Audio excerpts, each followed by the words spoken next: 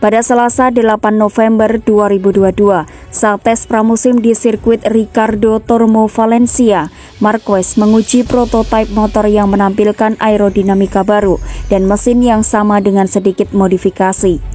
Marquez mengaku senang dengan kemajuan mesin yang membawa torsi sedikit lebih besar, tetapi mengatakan tim membutuhkan langkah yang lebih besar untuk lebih dekat dengan pabrikan lain.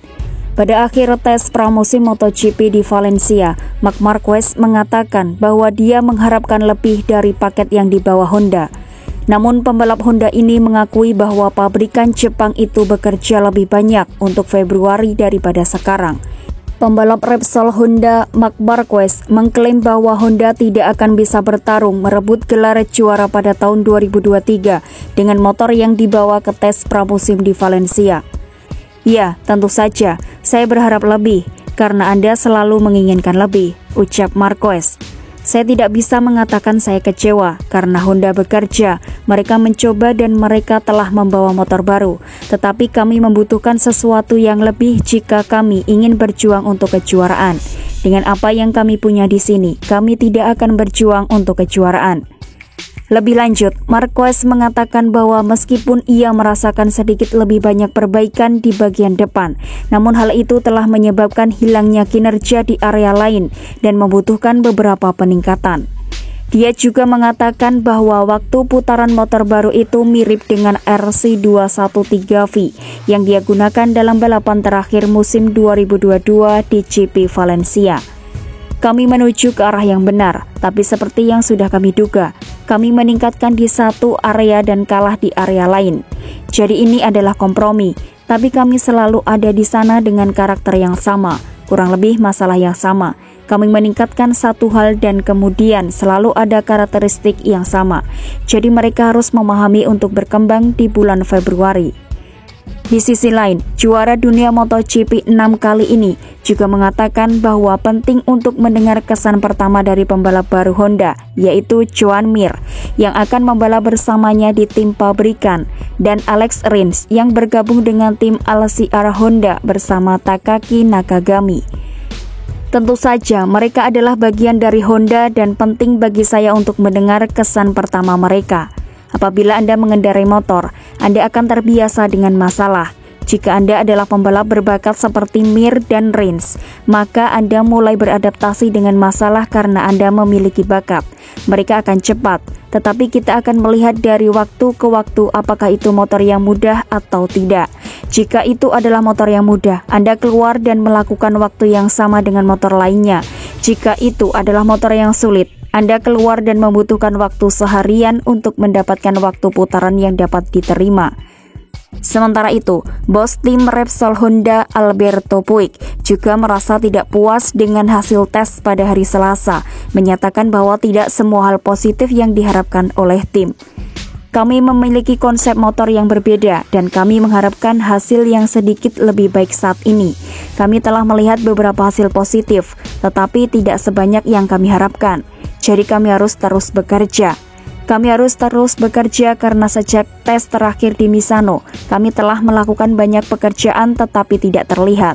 Puig menjelaskan.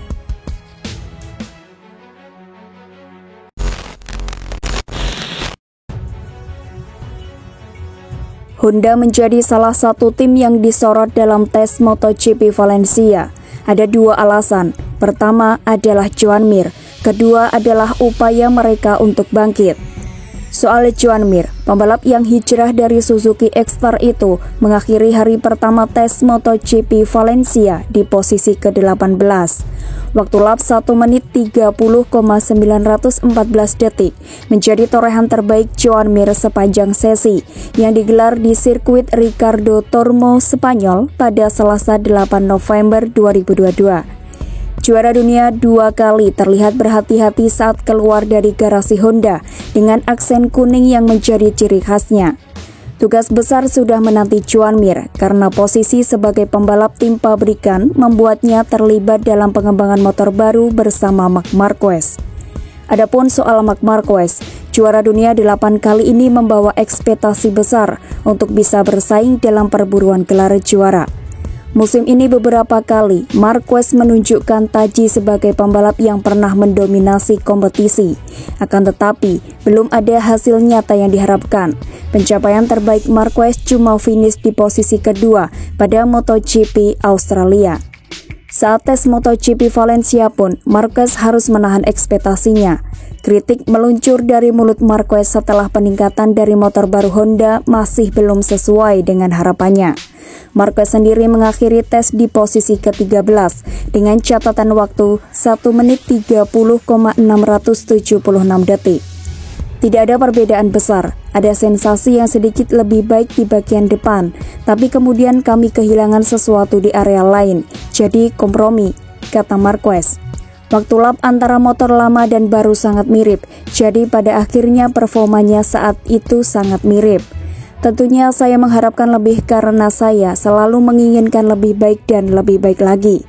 Saya tidak bisa mengatakan bahwa saya kecewa. Honda sedang berusaha dan mereka sedang mencoba. Mereka akan membawa lebih banyak. Tapi kami butuh lebih banyak jika ingin bersaing untuk gelar juara. Dengan apa yang kami terima di sini, kami tidak akan bisa melakukannya. Sementara itu, belum adanya peningkatan yang signifikan juga diakui oleh manajer tim Repsol Honda, Alberto Puig. Kami sedang menguji semua yang mereka bawa. Motornya adalah Purwarupa dengan banyak modifikasi. Kami membawa dua motor yang berbeda. Ada perubahan yang berhasil dan ada yang tidak. Saat ini sulit untuk mengetahui apakah kami telah meningkat sedikit, banyak atau tidak sama sekali. Kami harus meningkatkan di semua aspek dengan tenaga, pengereman, corner entry. Saat di belakang, kita tahu apa yang harus ditingkatkan. Akan tetapi ketika kita tertinggal begitu jauh, kita harus meningkatkan semuanya. Sementara mengenai Mir, Puig berharap dengan kedatangan pembalap asal Spanyol itu mampu memberi sudut pandang baru dalam pengembangan motor. Meski demikian, Puig merasa bahwa Mir masih harus mendapatkan waktu untuk beradaptasi dengan motor Honda. Dia tidak mengenal motor kami dan segalanya lebih rumit baginya. Max sudah berada pada titik peningkatan karena dia tahu motornya. Masukan cuan akan menarik karena dia pernah bersama pabrikan lain. Untuk tahun 2023, kami akan memintanya untuk tampil sekuat mungkin, pungkas Alberto Puig.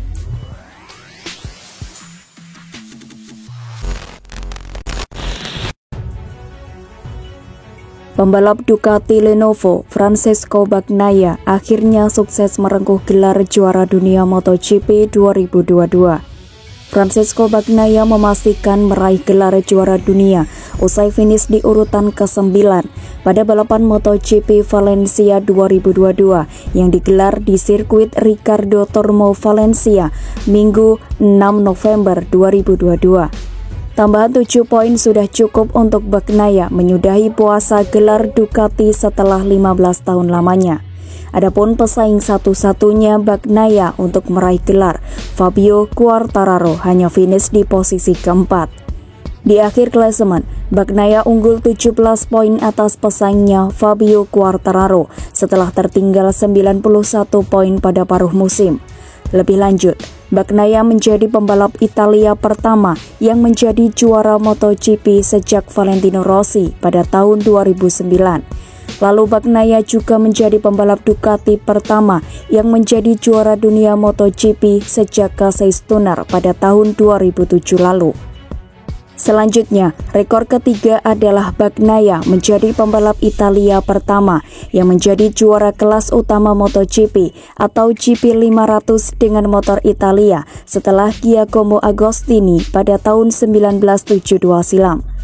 Rekor terakhir, Bagnaia juga melakukan kebangkitan terbesar dalam sejarah MotoGP karena dia sempat tertinggal 91 poin dari Quartararo pada paruh musim lalu.